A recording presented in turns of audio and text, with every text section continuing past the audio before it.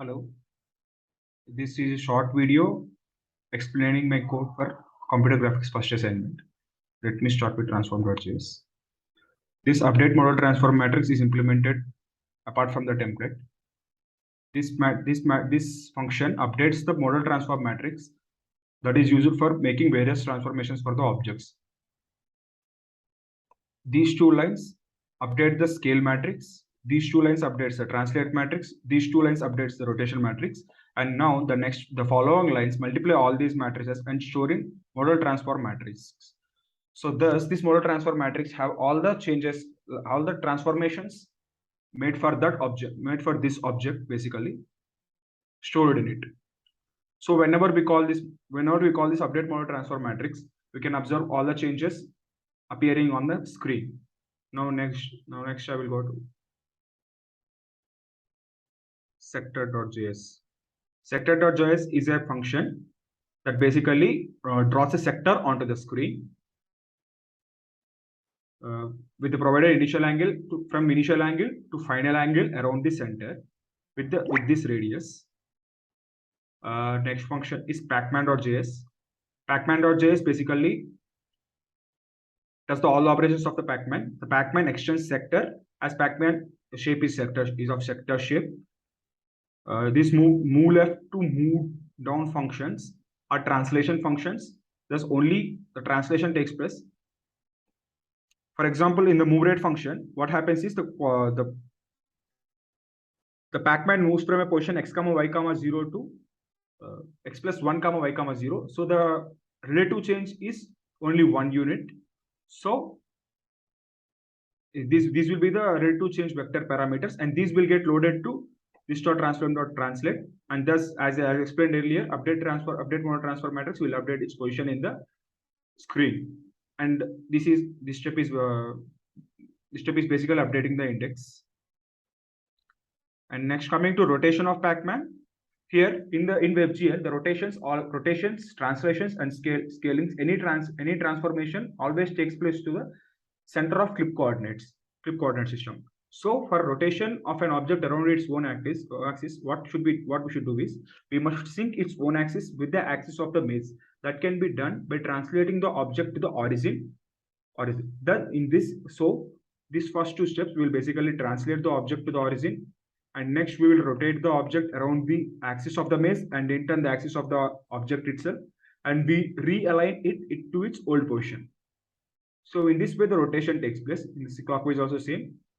Even the scaling is also the same.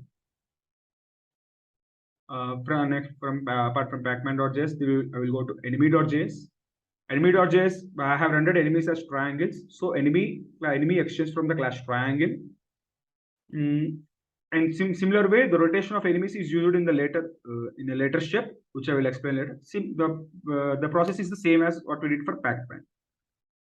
Provided all this, I will go to the main class, that is grid. Grid class has many functionalities implemented in it. Let me first start with the render function. Render function will basically render the grid for us. Let me comment this. Basically, this first step will be rendering the maze, that just the accessible and inaccessible points will be rendered with respect to colors. You can see this, only this will be rendered. Now next I will render the path. This will be all the path with big circles will be rendered here. Then I will be rendering the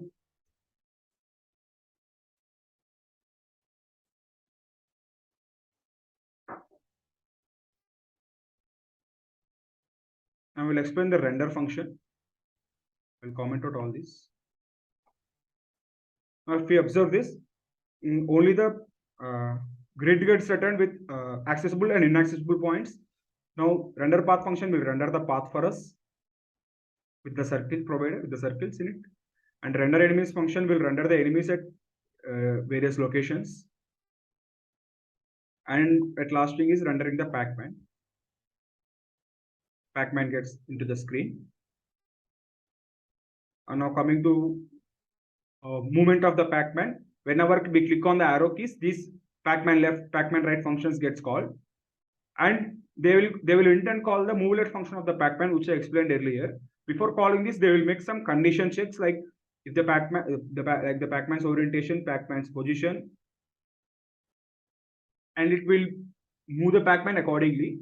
If the conditions are met, then the Pac-man gets moved. And also before moving the Pac-man, the color of the dot changes. That is, the color of the circle in which it is. It changes from orange to green in the change dot color function.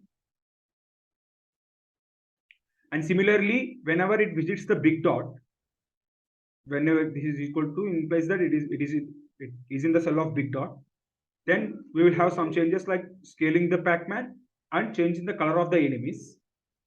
These functions gets called. These are very intuitive.